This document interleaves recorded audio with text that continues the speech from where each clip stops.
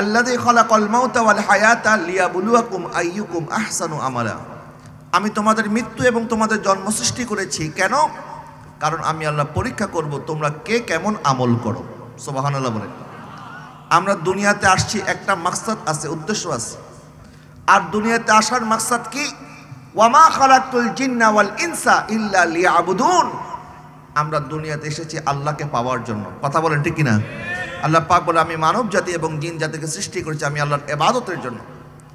ইবাদত শুধুমাত্র নামাজ, রোজা, হজ, যাকাত এইগুলির মধ্যেই ইবাদত সীমাবদ্ধ নয়, বরং আল্লাহ পাকের রাজি খুশি অর্জন করার জন্য, আল্লাহ পাকের সন্তুষ্টি অর্জন করার জন্য হালাল উপার্জন করা, এটা হচ্ছে আরেকটা ইবাদত। যারা বলেন না সুবহানাল্লাহ। নবীজি সাল্লাল্লাহু আলাইহি ওয়াসাল্লাম ইরশাদ করেছেন, ফরজের পর আরেক বড় ফরজ হচ্ছে হালাল উপার্জন করা। হালাল উপার্জন ব্যতীত কোনো মানুষের ইবাদত আল্লাহর দরবারে কবুল হবে না। হারামের পয়সা খেয়ে দোয়া করলে দোয়া কবুল হবে না। হারামের পোশাক পরে দোয়া করলে দোয়া কবুল হবে না। নবীজি ইরশাদ করেছেন, একজন মানুষ 10 দিরহাম দিয়ে একটা পোশাক খরিদ করেছে। 10 দিরহামের মধ্যে 9 দিরহাম হালাল, 1 দিরহাম হারাম। এই 1 দিরহাম হারাম হওয়ার কারণে এই 9 দিরহাম যেটা হালাল উপার্জন করে খরচ করে পোশাক পরেছেন, এটার মধ্যে 1 দিরহাম হারাম থাকার কারণে এই পোশাক পরে ইবাদত করলে ইবাদত কবুল হবে না। জোরে বলেন না নাউজুবিল্লাহ। তাহলে হালাল উপার্জনের চেষ্টা করা, আল্লাহকে রাজি করার জন্য, খুশি করার জন্য। মাঠে ময়দানে আল্লাহ সুবহানাহু ওয়া তাআলা নিয়ামত ছড়িয়ে রেখেছেন। আল্লাহ পাক ইরশাদ করেন, ফাইজা কুদিয়াতিস সালাতু ফান্তাশিরু ফিল আরদ ওয়াবতাগু মিন ফাদলিল্লাহ। যখন তোমরা নামাজ পড়ে ফেলবে তখন তোমরা আল্লাহর ফজল, দয়া, অনুগ্রহ পাওয়ার জন্য জমিনে ছড়িয়ে পড়ো। সুবহানাল্লাহ বলেন। আল্লাহ বলে নাই তোমরা ফজর থেকে বসে থাকো জোহর পর্যন্ত মসজিদের মধ্যে, কোথাও যাওয়া দরকার নাই, এখানে বসে বসে আল্লাহ আল্লাহ জিকির করো। আল্লাহ পাক বলছেন নামাজ পড়া হয়ে গেছে, বাস নামাজ পড়েছ, আমি আল্লাহর জমিনে ছুটে বেড়াও। আল্লাহ পাক তোমার জন্য জমিনের মধ্যে অসংখ্য নিয়ামত রেখেছেন। এই পৃথিবীর মধ্যে রিজিকের কোনো অভাব নাই, শুধুমাত্র আমাদেরকে একটু চেষ্টা করতে হবে। সৃষ্টি করেছেন কে? বলেন না, রিজিকের মালিক কে? আপনার আর আমার কাজ হচ্ছে চেষ্টা করে যাওয়া।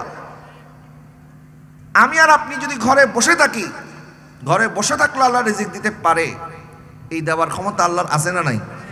আছে। কিন্তু আমাদেরকে তো ঘরে বসে থাকার জন্য আল্লাহ পাক বলে নাই। আল্লাহ পাক আমাদেরকে ঘরে বসে থাকার জন্য সৃষ্টি করে নাই। আল্লাহ সুবহানাহু ওয়া তাআলা ইরশাদ করেন, ওয়াজআলনান নাহারা মাআশা। আমি তোমাদের জন্য দিন সৃষ্টি করেছি, তোমরা আহরণ করো। দিনের সূর্যের আলো তোমাদের জন্য সৃষ্টি করেছি, বৃষ্টির পানি তোমাদের জন্য সৃষ্টি করেছি, নদী নালা তোমাদের জন্য সৃষ্টি করেছি।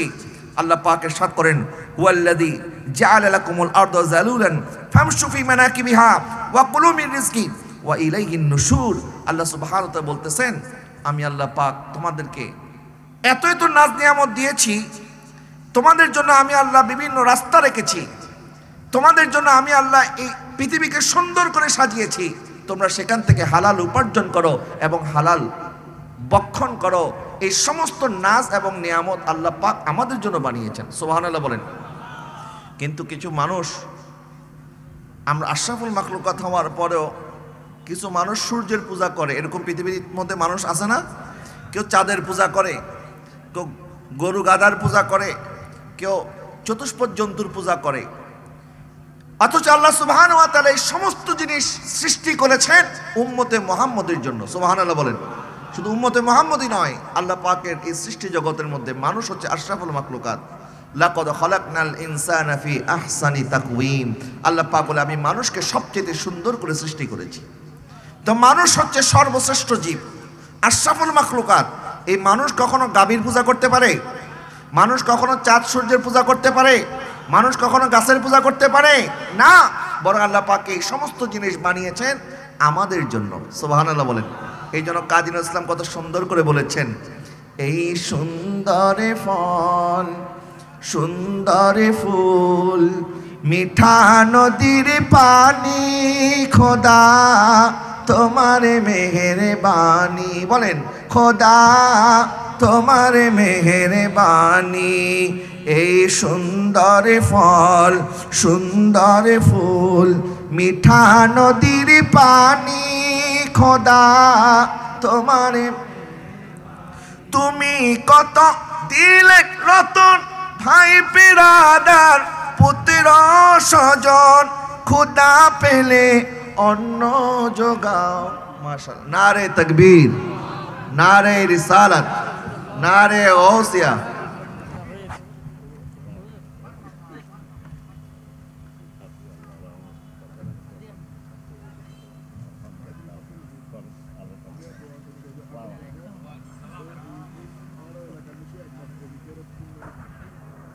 সকলে বলুন মারহাবা। আজকের মাহফিলের সম্মানিত দোয়াগীর, আমার অত্যন্ত শ্রদ্ধাভাজন হুজুর আমিন মিল্লাত আমিনুল ইসলাম হাশমি সাহিব কেবলা রহমতুল্লাহি আলাইহি রক্তে জিগার নূরে নজর আল আমিন হাশমি দরবার শরীফের সাজ্জাদা নশীন আঞ্জুমানে আশিকানে মুস্তফার সভাপতি খলিফায়ে দরবারে আলা হযরত হুজুর আল্লামা শাহ সুফি কাজী মোহাম্মদ সাদিকুর রহমান হাশমি সাহিব কেবলা মাদ্দাজিলুল আলী তশরিফ এনেছেন। আল্লাহ পাক হুজুরের তশরিফ আওয়ালিকে যেন কবুল করে, সবাই বলেন আমিন। একটা মোহাম্মদের আওয়াজে বলুন আমিন। আল্লাহ হুজুরকে যেন হায়াতে তাওয়িলা তৈয়বা দান করে, সবাই বলেন আমিন। আমি বলছিলাম কাজী ইসলাম কত সুন্দর করে বলেছেন, এই সুন্দর ফল সুন্দর ফুল মিঠা নদীর পানি খোদা তোমারে মেহেরবানি, খোদা তোমারে প্যারে হাজরিন। তো এই গোটা পৃথিবী, এই সৌন্দর্য, এই সমস্ত কিছু আল্লাহ সৃষ্টি করেছেন আমাদের জন্য। সুতরাং মানুষ অনেকে বলে হতাশা, ডিপ্রেশন, চিন্তা, চেতনা, এইগুলি কোনো আশরাফুল মাখলুকাত নবীর কোনো উম্মতের মধ্যে ডিপ্রেশন আসতে পারে না। আল্লাহর কোনো বান্দার মন কখনো ছোট হতে পারে না, কারণ আমাদের সাথে কেউ না থাকলে একজন আছেন, তিনি হচ্ছেন আল্লাহ। বলেন আমাদের সাথে আল্লাহ আছে না নাই? অনেকে বলে হুজুর আমি যেটাই চেষ্টা করি আমি সেখানেই ব্যর্থ হই, আমি যেটাই হাত দেই আমি পারি না কেন, আমি আগাইতে পারি না কেন। আমার আগে হুজুর বলেছেন আমার নবী সাল্লাল্লাহু আলাইহি ওয়াসাল্লাম 40 বছর এই জাহেলদের সাথে, মক্কাবাসীদের সাথে দিন যাপন করেছেন। তার মধ্যে আমার নবী বুঝিয়ে দিয়েছেন যে তোমরা সবাই মিথ্যাবাদী ছিলে, সবাই মূর্তি পূজা করেছ, কিন্তু এই নাপাকি আমি নবীকে স্পর্শ করতে পারে নাই। তখন কাফেরও আমার নবীকে আল আমিন এবং সাদেক বলেছিল। কথা বলেন না, ঠিক না? আমার নবীর লকব আল আমিন আর সাদেক, এটা কাফেরদের দেওয়া লকব।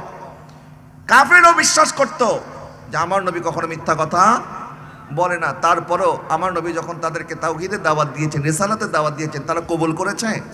বলে না কবুল করেছে? করে নাই। 13টা বছর নবীকে কষ্ট দিয়েছে। নবী বাধ্য হয়ে মক্কা শরীফ থেকে মদিনা শরীফে হিজরত করলেন। তারপরে 2 বছর যাইতে না যাইতে তারা মদিনা আক্রমণ করার চেষ্টা করলো। আমার নবী মদিনা রাষ্ট্রকে রক্ষা করার জন্য বদরের ময়দানে নামলেন। তারপরে উহুদ হলো, খন্দক হলো, এরকম করে আমার নবী সাল্লাল্লাহু আলাইহি ওয়াসাল্লামের উপরে এক একটা জুলুম তারা চাপিয়ে দিয়েছে। আমার নবীজি সাল্লাল্লাহু আলাইহি ওয়াসাল্লামকে প্রত্যেকটা বছর তারা যুদ্ধ চাপিয়ে দিয়ে নবীর উপরে স্টিম রুলার চালিয়েছিল, কিন্তু নবী কখনো হতাশ হয় নাই, কারণ নবীর সাথে আমার আল্লাহ আছে না নাই? আরেকটু জোরে বলেন আছে না নাই? আছে। তাহলে আমার নবী সাল্লাল্লাহু আলাইহি ওয়াসাল্লাম যদি দুনিয়াতে এত কষ্ট করতে পারে, আমরা কি? আমরা তো নবীর গোলাম, আমরা নবীকে অনুসরণ করব। কথা বলে না, ঠিক না? শুধু আমার নবী সাল্লাল্লাহু আলাইহি ওয়াসাল্লাম নন, প্রত্যেক আম্বিয়া আলাইহিস সালামকে আপন আপন উম্মত কষ্ট দিয়েছে, কিন্তু কখনো কোনো নবী হতাশ হয় নাই। আমার আল্লাহ সুবহানাহু ওয়া তাআলা আমাদেরকে জানিয়ে দিয়েছেন নবীদের মাধ্যমে, আমি যদি নবীদের মধ্যে তাদেরকে এত কষ্ট দিয়ে পরীক্ষা করতে পারি, আমি অবশ্যই তোমাদেরকে পরীক্ষা করব। ওয়ালানাবলুওয়ান্নাকুম বিশাইইম মিনাল খাউফি ওয়াল জুই ওয়া নাকসিম মিনাল আমওয়ালি ওয়াল আনফুসি ওয়াস সামারাত ওয়া বাশশিরিস সাবিরিন। আল্লাহ পাক বলে আমি অবশ্যই পরীক্ষা করব, তোমাদেরকে ক্ষুধার পরীক্ষা করব, ভয়ের পরীক্ষা করব, তোমাদের ফসল নষ্ট করে দেব, তোমাদের গবাদি পশু এগুলি বিলীন হয়ে যাবে, তোমাদের নফসের উপরে আমি আল্লাহ বিভিন্ন বালা মুসিবত দেব। এর মধ্যে যারা ধৈর্য ধারণ করতে পারবে, আমি আল্লাহর পক্ষ থেকে তাদের জন্য সুসংবাদ রয়েছে। জোরে বলেন না সুবহানাল্লাহ। তা আমাদের উপরে বিপদ আসবে, মুসিবত আসবে, এটা মেনে নিতে হবে। এই বিপদ মুসিবত মাথায় রেখে আমাদেরকে আগায় যেতে হবে, কারণ আমাদের সাথে একজন আছেন, তিনি কে? আল্লাহ। এবং আমরা দুনিয়াতে হতাশ নই, কারণ দুনিয়াতে যতক্ষণ আল্লাহ হায়াতে রেখেছেন আল্লাহ সন্তুষ্টির জন্য জীবিত থাকবো। আর চেষ্টা করতে করতে যদি দুনিয়া থেকে কিছু নাও পাই তাও আফসোস নাই, কারণ দুনিয়া থেকে যাব কোথায়? আল্লাহর কাছেই তো যাব। ইন্না লিল্লাহি ওয়া ইন্না ইলাইহি, আমাদের ঠিকানা কোথায়? আল্লাহর কাছে। বলেন আমাদের ঠিকানা কোথায়? আল্লাহর কাছেই তো ফিরে যেতে হবে। তো আমাদের আফসোস করার তো কিছু নাই। বরং নবীজি সাল্লাল্লাহু আলাইহি ওয়াসাল্লাম ইরশাদ করেছেন, আদ দুনিয়া সিজনুল মুমিন ওয়াল জান্নাতুল কাফির, দুনিয়া হচ্ছে মুমিনদের জন্য জেলখানা। মুমিন চাইলেই সব করতে পারবে না, আর কাফেরদের জন্য দুনিয়া জান্নাত। আপনি এখন অবৈধভাবে টাকার মালিক হতে চান, মাশাআল্লাহ আজকের মাহফিলের সময় তো সদরে মজলিস উপস্থিত হয়েছেন।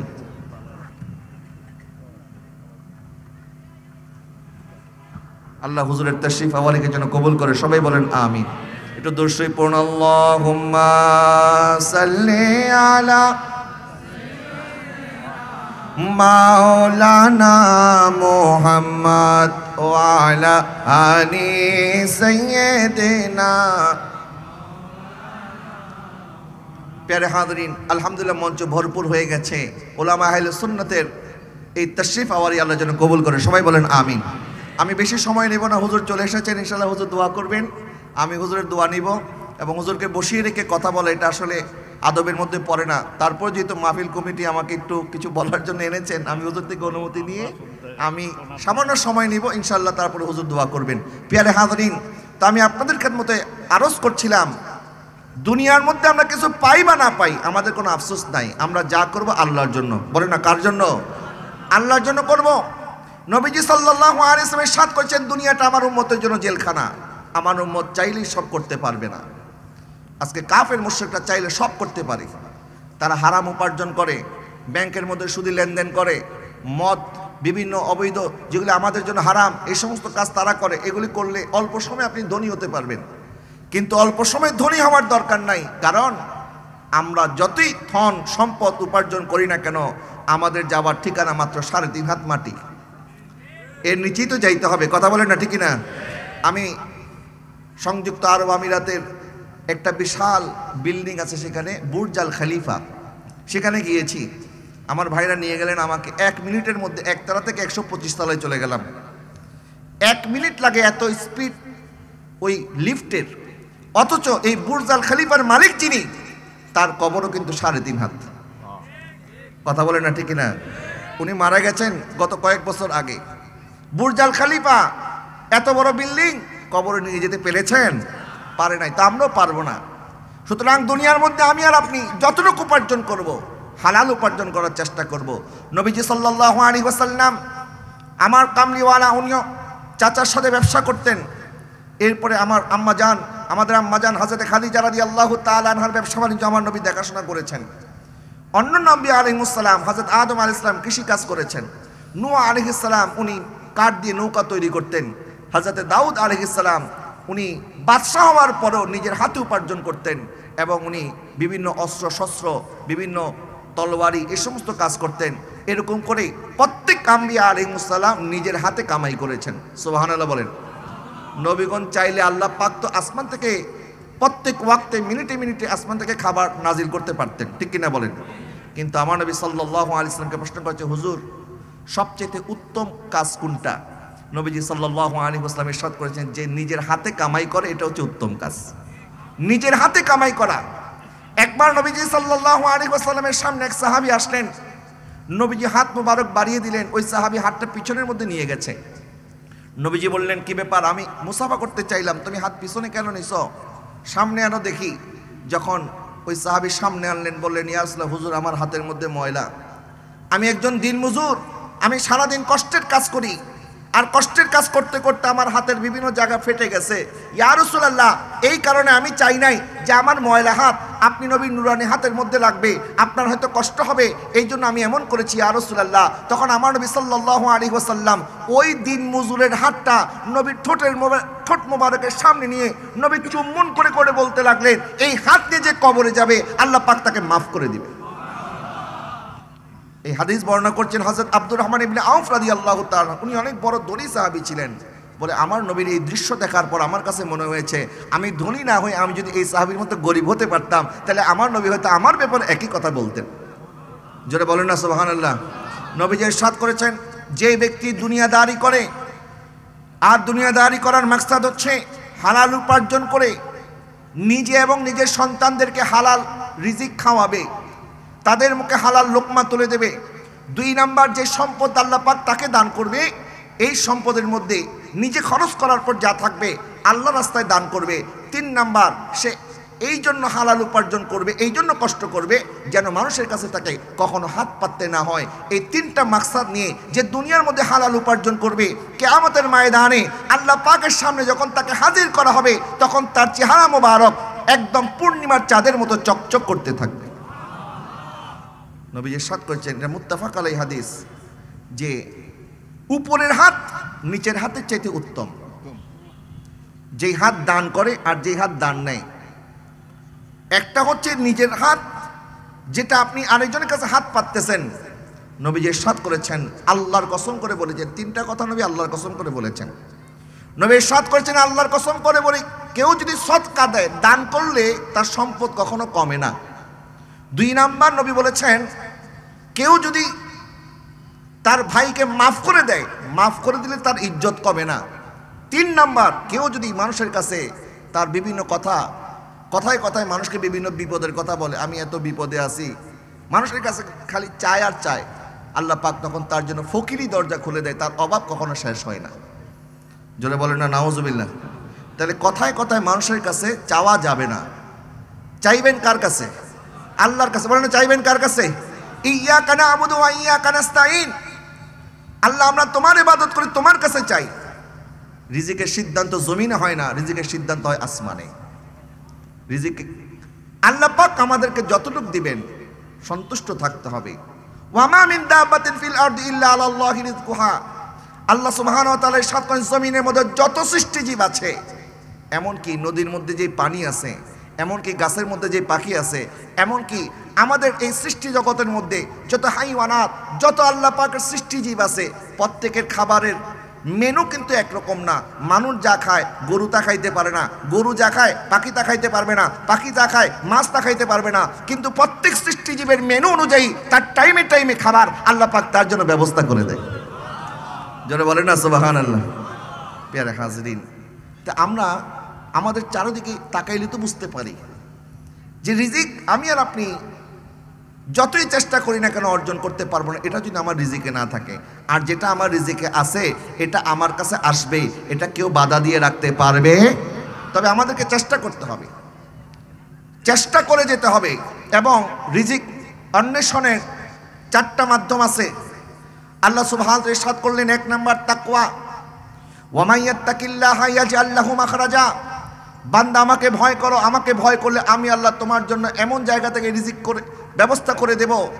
আমাকে যদি ভয় করতে পারো, আমি তোমার জন্য এমন রাস্তা করে দেব। ইয়াজআল লাহু মাখরাজা ওয়া ইয়ারযুকহু মিন হাইসু লা ইয়াহতাসিব। তুমি বান্দা কল্পনাও করতে পারবে না। জোরে বলেন না সুবহানাল্লাহ। 2 নাম্বার, রিজিক অন্বেষণ করার সময় তাওয়াক্কুল করতে হবে আল্লাহর উপরে, ভরসা করতে হবে আল্লাহর উপরে। ওয়া মান ইয়াতাওয়াক্কাল আলাল্লাহি ফাহুয়া হাসবুহু। আল্লাহ সুবহানাহু ওয়া তাআলা ইরশাদ করেছেন যে আমার উপরে ভরসা করে আমি আল্লাহই তার জন্য যথেষ্ট। একটু জোরে বলেন না সুবহানাল্লাহ। হযরত সালিম বিন আব্দুল্লাহ বিন ওমর বিন খাত্তাব রাদিয়াল্লাহু তাআলা আনহুম, হযরত ওমরের নাতি, উনি খানে কাবা তাওয়াফ করতেছে। তাওয়াফ করতে সময়, ওই সময় কাবা শরীফের মক্কার যে গভর্নর ছিল তার নাম ছিল হিশাম। হিশাম তাওয়াফের সময় বলতেছে, হুজুর আপনি কি আমার কাছে কিছু চাওয়ার আছে? তখন হযরত ওমরের নাতি বলতেছে, তুমি এটা কেমন কথা বলো? খানায় কাবা তোমার চোখের সামনে, আমি আল্লাহকে ছাড়া তোমার কাছে কেন চাবো? তোমার কাছে আমার কোনো জিনিস চাওয়ার নাই, আমি যা চাওয়ার আমার আল্লাহর কাছে চাবো। সুবহানাল্লাহ বলেন। তো হিশাম তাওয়াফ করলো, বের হয়ে গেছে, উনিও বের হয়ে গেছেন। রাস্তার মধ্যে আবার দেখা হয়েছে, বলে হুজুর তখন তো আসলে কাবা শরীফ সামনে ছিল, আমারও বলাটা ঠিক হয় না, আমি আপনাকে বলে ফেলেছি, আসলে আপনি তো আল্লাহর কাছেই চাইবেন, আমার কাছে কেন চাইবেন? আচ্ছা হুজুর, তো এখন তো খানায় কাবার সামনে নাই, তো এখন বলেন আপনি আমার কাছে কিছু চান কিনা? তখন বলতেছেন, আচ্ছা হিশাম বলো তোমার কাছে কি চাবো, দুনিয়া চাবো না আখিরাত চাবো? বলে হুজুর আমি তো আখিরাতে আপনার জন্য কিছু করতে পারবো না, আর আখিরাতে দেওয়ার মতো আমার কিছুই নাই, তা আপনি আমার কাছে আখিরাত কেন চাইবেন? দুনিয়াবি কিছু চান কিনা আমাকে বলেন। তখন তিনি বলতেছেন, ওয়াল্লাহি মা সাআলতু দুনিয়া মাই ইয়ামলিকুহা, আরে আমি তো এই দুনিয়ার মালিক যিনি তার কাছে কখনো দুনিয়া চাই নাই। এই দুনিয়ার মালিক তো আল্লাহ, আমি আল্লাহর কাছেই তো কখনো দুনিয়া চাই নাই। আর তুমি তো দুনিয়ার মালিক না, তোমার কাছে কি চাবো? আমি দুনিয়া চাই না, আমি আমার আল্লাহকে চাই। যারা বলে না সুবহানাল্লাহ। যার আল্লাহ হয়ে যায় তার আর কিছু দরকার আছে নাই। এই জন্য তাওয়াক্কুল করতে হবে আল্লাহর উপরে। 3 নাম্বার, নামাজের মাধ্যমে আল্লাহর কাছে সাহায্য চাইতে হবে। ইয়া আইয়ুহাল্লাযীনা আমানুস্তাঈনু বিস-সাবরি ওয়াস-সালাত ইন্নাল্লাহা মা'আস-সাবিরিন, ধৈর্য এবং নামাজ। 4 নাম্বার, বেশি করে ইস্তেগফার পাঠ করতে হবে। হযরত ওমরের কাছে এক ব্যক্তি আসলেন, বললেন ইয়া আমিরাল মুমিনিন, আমি অনেক অসুস্থ, আমাকে একটা ওজিফা বলেন। বল তুমি বেশি করে ইস্তেগফার পাঠ করো। পরের দিন আরেক লোক আসলো, বলল হুজুর আমি বিভিন্ন টেনশনের মধ্যে আছি, আমার জন্য একটা ওজিফা দেন। তিনি বললেন তুমি বেশি করে ইস্তেগফার পাঠ করো।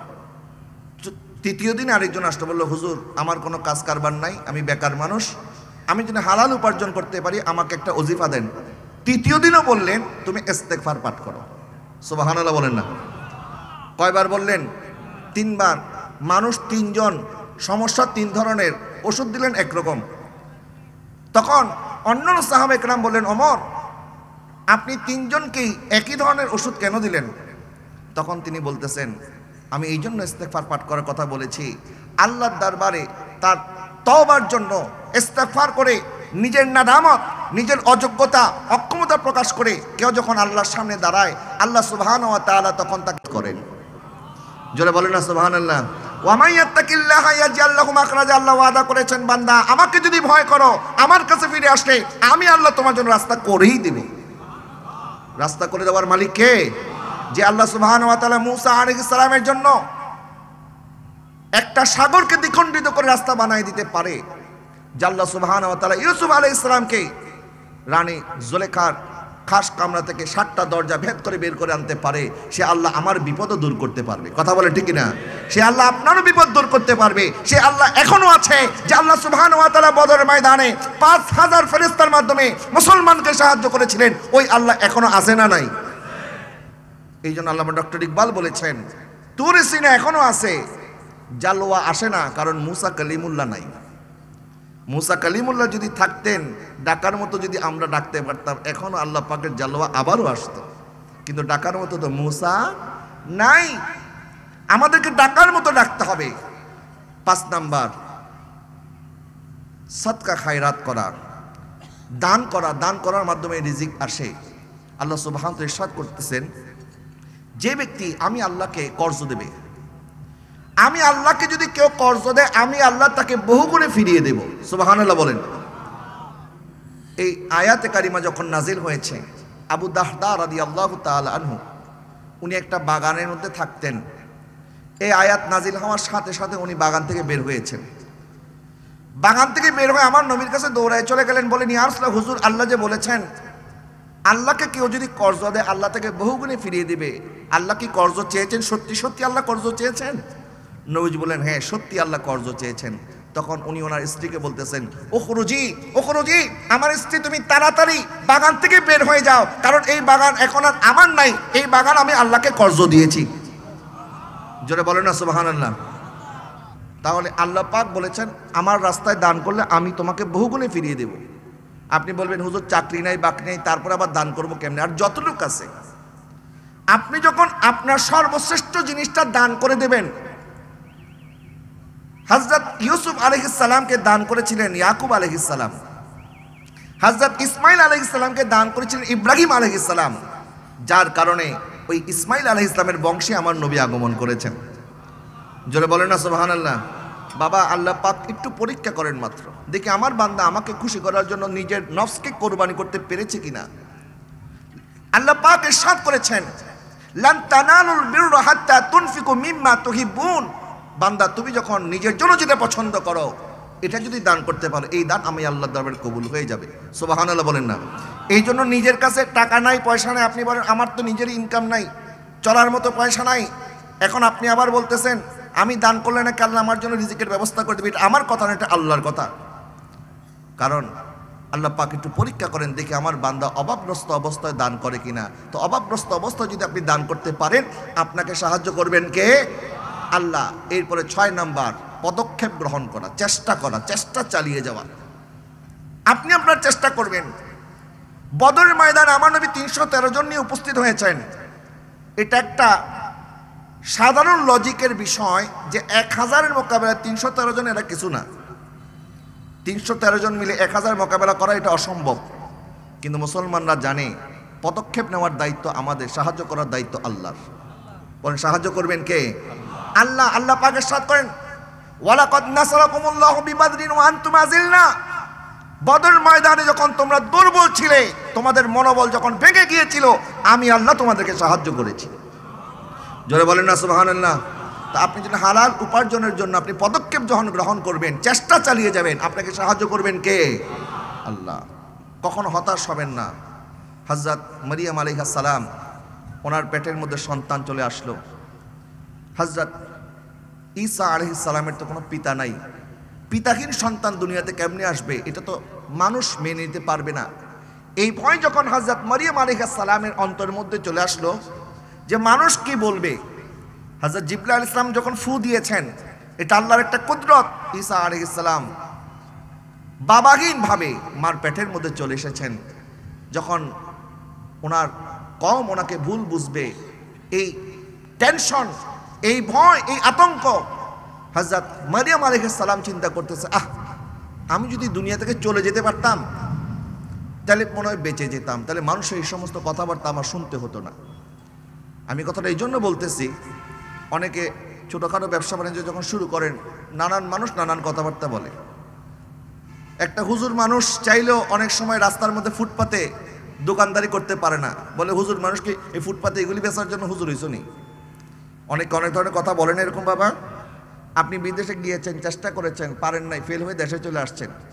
এখন দেশে এসে একটা মুদি দোকান দিল, মানুষে বলবে দেখছো নি বিদেশ গেছে, আবার এখানে মুদি দোকানদারি করে। মানুষ কি বলবে?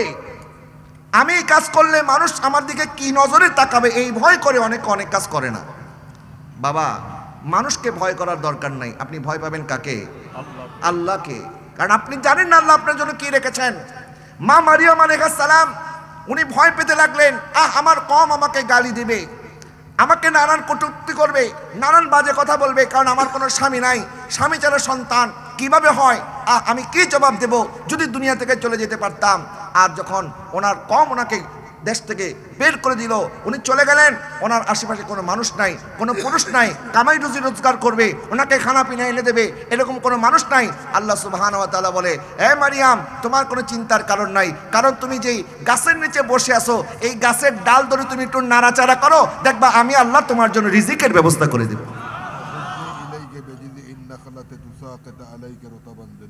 আল্লাহ সুবহানাহু ওয়া তাআলা পবিত্র কোরআনের সূরা মরিয়মের মধ্যে বিস্তারিত আলোচনা করেছেন এই বিষয়ে। হুজুর আয়াত তেলাওয়াত করলেন যে তুমি শুধুমাত্র একটু এই নাকলাটা, এই গাছের ডালটা তুমি একটু নাড়াচাড়া করো, এখানে ফলের ব্যবস্থা করে দিবেন কে? আল্লাহ। তা আপনার আর আমার কাজ রিজিক নিয়ে টেনশন করা কাজ নয়। আমার কাজ হচ্ছে আল্লাহকে খুশি করে পদক্ষেপ গ্রহণ করা। রিজিক দেওয়ার মালিক কে? আপনি জানেন না আপনি এই কাজ করলে সফল হবেন না ব্যর্থ হবেন। 1 টাকা উপার্জন করবেন না 1000 টাকা উপার্জন করবেন, আপনি আল্লাহকে বলবেন, আল্লাহ 1 টাকা দিলেও খুশি, 1000 টাকা দিলেও খুশি, না দিলেও খুশি, কারণ তুমি যেইভাবে রাখো, আমাকে যদি দৌলত দাও, আমাকে দৌলতে ওসমানী দান করিও, আর যদি আমাকে দৌলত না দাও, আমাকে সবর আইয়ুব দান করিও। আইয়ুব আলাইহিস সালাম যেভাবে সবর করেছে, হযরত আম্বিয়া আলাইহিস সালাম বালা পাওয়ার পরে মুসিবতের সময় যেভাবে সবর করেছে, কারবালার ময়দানে ইমাম হোসেন যখন সার মোবারক রেখেছেন, আল্লাহকে বলেছেন, আল্লাহুম্মা রিদম বিকাদাইক সাবলান আলা বালাইক তাসলিমান লি আমরিক সুবহানা রাব্বিয়াল আলা। আল্লাহ যে বিপদ দিয়েছো আমি হুকুম পালন করেছি, যে মুসিবত দিয়েছো আমি সবর করেছি। আল্লাহ তুমি মহান, সুবহানা রাব্বিয়াল আলা। আর জীবনও যদি চলে যায় কোনো আফসোস নাই, কারণ এই জীবন যাওয়ার পরে কোথায় যাব? আমরা তো আল্লাহর কাছেই যাব। কথা বলেন না ঠিক কিনা? এই জন্য মুমিনদের জন্য মৃত্যুটা এটা কোনো দুঃখের বিষয় না। এটা মৃত্যুটা তো মুমিনদের জন্য ঈদের দিন। বলেন মৃত্যুটা মুমিনদের জন্য কিসের দিন? ঈদের দিন। এই জন্য আপনি চেষ্টা করতে থাকেন, হাত পাতবেন না মানুষের কাছে গিয়ে, আমার এটা লাগবে, আমার এটা নাই, আমাকে এত টাকা দেন, আমি করব, আমি সেই করবো, এরপর আপনাকে টাকা দিয়ে দেব। চেষ্টা করে যাবেন, যতক্ষণ পারা যায় মানুষের কাছে হাত পাতা যাবে না। এবং অনেকে আছে বিভিন্ন সময় ধনী মানুষের চাটুকারিতা করে, এটা আমার নবী সাল্লাল্লাহু আলাইহি ওয়াসাল্লাম শক্তভাবে নিষেধ করেছেন। নবীজি সাল্লাল্লাহু আলাইহি ওয়াসাল্লাম ইরশাদ করেছেন, কেউ যদি ধনী মানুষের অনুকম্পা পাওয়ার জন্য তাদের মজলিসে বসে থাকে তাইলে সে দিনের 3 ভাগের 1 ভাগ নষ্ট করে ফেলেছে। জোরে বলেন না নাউজুবিল্লাহ। অনেকে আছে খালি ধনী মানুষের গিয়ে দালালি করবে, অহেতুক প্রশংসা করবে, তার কাছ থেকে কিছু ফায়দা নেওয়ার জন্য। মনে রাখবেন, আপনি ধনী মানুষের চাটুকারিতা করলে আপনার দিনদারি কমে যাবে। গায়রতহীন পুরুষ হবেন না। পুরুষ তো সবল, পুরুষের গায়রত থাকবে। আপনি কেন আরেকজনের কাছে ছোট হইতে যাইবেন? প্রত্যেককে আল্লাহ সুবহানাহু ওয়া তাআলা প্রতিভা দিয়েছেন, প্রত্যেকের মধ্যে যোগ্যতা আছে, শুধুমাত্র এটা বিকশিত করার জন্য আল্লাহর উপর তাওয়াক্কুল করতে হবে। আম্বিয়া আলাইহিস সালাম যেভাবে ওনারা দিন যাপন করেছেন, নবী সাহাবায়ে কেরাম ওনারা কোনো কাজের মধ্যে লজ্জা করতেন না। হযরত আলী রাদিয়াল্লাহু তাআলা আনহু উনি অন্যান্য সাহাবীদের মতো এত ধনী সাহাবী ছিলেন না, কষ্ট করে দিন যাপন করেছেন। অনেক সময় ইহুদিদের বাগানেও কাজ করেছে আলী রাদিয়াল্লাহু তাআলা আনহু। তাইলে ওনারা যদি কোনো কাজকে লজ্জা পেতেন না, আমরা কেন কাজকে লজ্জা পাবো? বলে এই কাজ আমি করব, আমি কেন এই কাজ করব? আরে করলে অসুবিধা কি? হারাম উপার্জন করে 10 তলা বিল্ডিং এর মালিক হওয়ার চাইতে হালাল উপার্জন করে কুড়ি ঘরে থাকা উত্তম। কথা বলেন না ঠিক না? আপনি 5 স্টার হোটেলে পোলাও মাংস খাইলেন, এই পোলাও মাংসের মধ্যে ওই বরকত নাই যদি এটা হারাম হয়। ঘরের মধ্যে আপনি ডাল ভাত খাওয়ার মধ্যে যে বরকত পাবেন, বরকত দেওয়ার মালিক কে? এই জন্য চেষ্টা করে যাবেন। এবং বেকারত্ব আজকে আমাদের সমাজের মধ্যে এত বেড়ে গেছে কারণ আমরা অলস হয়ে গিয়েছি। আজকে ছেলেরা কাজ করতে চায় না, একটা মোবাইল ফোন আপনাকে ধরিয়ে দিয়েছে, আচ্ছা মোবাইল ফোন তুমি টিপো, ভালো কথা। মোবাইলের মধ্যে অনেক কাজ করা যায়। আপনি চাইলে এই মোবাইলের মধ্যে এখন ফুড ডেলিভারি করার অনেক কাজ আছে, এখানে আপনি চাইলে সেটা করেন। মোবাইলের মধ্যে আপনি একটা গ্রাফিক্স ডিজাইন করেন, একটা ওয়েবসাইট তৈরি করেন, অ্যানিমেশন তৈরি করেন। ঘরের মধ্যে বসে আপনি আমেরিকার কাজ করতে পারবেন, ইউরোপের কাজ করতে পারবেন। আপনার যদি মোবাইল টিপা এতই শখ, মোবাইলের পিছনে সময় দেওয়া যদি আপনার কাছে এতই ভালো লাগে, তো এই মোবাইলের মধ্যে আজকে ইনকাম করার বহু রাস্তা আছে। আপনি সেটা না করে আপনি শুধু ফ্রি ফায়ার খেললেন, আপনি তো টিকটকের মধ্যে সময় কাটাইলেন, তাহলে আপনি টিকটক নিয়ে পড়ে থাকবেন। এখান থেকে আপনি কোনো ফায়দা হাসিল করতে পারবেন না। আপনার কাছে যেটা ভালো লাগে, এটা যদি হালাল উপায়ে হয় আপনি সেটা করেন। নবীজি সাল্লাল্লাহু আলাইহি ওয়াসাল্লামের কাছে এক সাহাবী আসলেন। আমি কথা বলি, হুজুরের কদমে দোয়ার আরজ রেখে আমার বক্তব্য শেষ করে দেব। এই ঘটনা আপনারা সবাই জানেন। নবীর শিক্ষা করোনা ভিক্ষা। আমাদের ছোটবেলায় ছোট ক্লাসে আমাদেরকে এই ঘটনা পড়ানো হয়েছে। মেহনত করো সবে। এক সাহাবী আসলেন, বললেন ইয়া রাসূলুল্লাহ, হুজুর আমাকে কিছুটা টাকা দান করেন। আমার নবী বললেন, তোমার কাছে ঘরে কি কিছুই নাই খাওয়ার মতো? বলে না হুজুর, কিচ্ছু নাই। তুমি একটা সুস্থ সবল মানুষ, তুমি ভিক্ষা করতেছো কেন? বলে তোমার ঘরে কি আছে বলো? বলে হুজুর আমার ঘরে শুধুমাত্র একটা কলস আছে আর একটা পাটি আছে ঘুমানোর জন্য। বলে এটা নিয়ে আসো। ওই কলস আর পাটি আনা হয়েছে। আমার নবী বললেন, তোমাদের মধ্যে কে আসো এই কলস আর পাটি কিনবা? এক সাহাবী বলে হুজুর আমি কিনবো। বলে কত? বলে 1 দিনার, 1 দিরহাম। আমার নবী বলে হয় নাই, কম হয়ে গেছে, আরো বেশি কে দিতে পারবে? আরেকজন সাহাবী বলেন হুজুর ইয়া রাসূলুল্লাহ আমি 2 দিনার দেব। নবী বললেন ঠিক আছে 2 দিনার দাও, আর এই কলস আর এই পাটি তোমাকে দিয়ে দিলাম।